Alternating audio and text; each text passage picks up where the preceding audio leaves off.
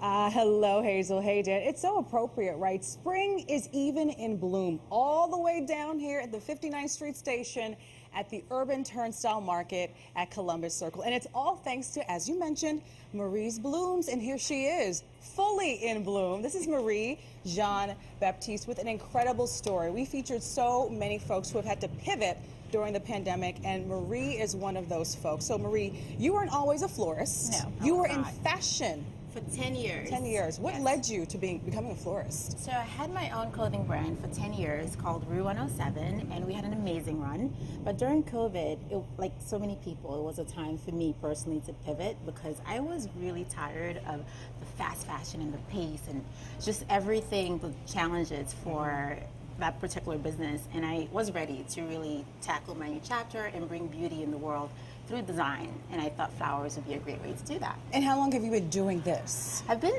a florist for 2 years, but I've been full-time for a little under a year. Okay, so what is your artistic inspiration? How do flowers and fashion collide in what you've created? Oh, in so many ways. Obviously color, texture. I mean, there are so many different layers with flowers. It's like, it's a big underworld. Right. There are so many different types of flowers, so many different types of colors. So the palettes are endless. So obviously for me, that's like my creative playground. I love it. Yeah, and for the business of flowers is very similar in the sense of bringing beauty in the world, helping people feel good, bringing just light into the world. So, yeah. And what a cool backdrop you have, because as I mentioned, we are down here in the subway, 59th Street Station. Yes.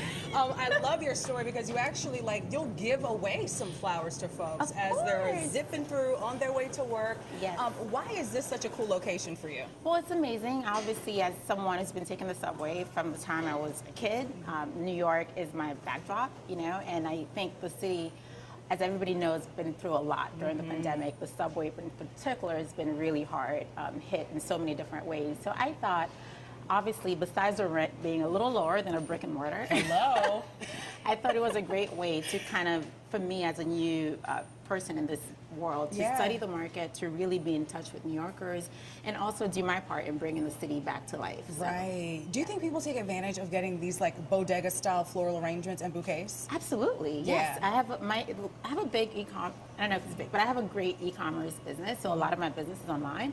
But being here, I mean, I've met so many people, which obviously leads to business, but also just building community and really talking to people and understanding how I solve their problems through this new world. Right. So obviously we have these beautiful flowers. Can you kind of take us through your staples? Ooh, okay. So we got the roses. Got to have the roses. You have to have the roses. I love gladiolas. These are for an arrangement we're making today for a hospital in Brooklyn, and garden tulips. Nice. What's in season? What's in season? Well, everything here is in season. Right. Roses are always in season. Yes. There are so many different kind of roses. That's probably my favorite flower, just because they're so diverse and there are so many different types. And so today, a little later, we're going to be doing an arrangement using bodega, your grocery store flowers. So I got some of these as well, and they're always in season, like hydrangeas and hyacinths. Hyacinths are not always in season, but they are now. And tulips. Yes. Yes, and some other stuff back there. So I see an Instagram favorite. Is it pampas? Is it a leaf? Grass. Yes.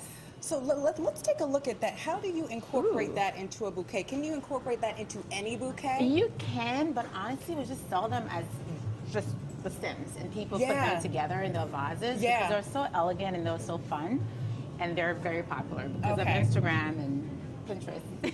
That was just a teaser. Maria's going to walk us through, because some of these are a main flower. Some are a filler flower, right? So if you think you are big and bad at the Trader Joe's flower wall and you can do it, well, Marie the Pro is going to walk us through at 10 o'clock. Dan and Hazel, back to you. And yes, Vanessa, I am bad at keeping my flowers alive, so hopefully she can share some tips on how to keep our flowers alive once you get them, because mine are gone in a couple of days. But I do stare at that Trader Joe's flower wall, Vanessa. You know me very well. We'll get the secrets for you.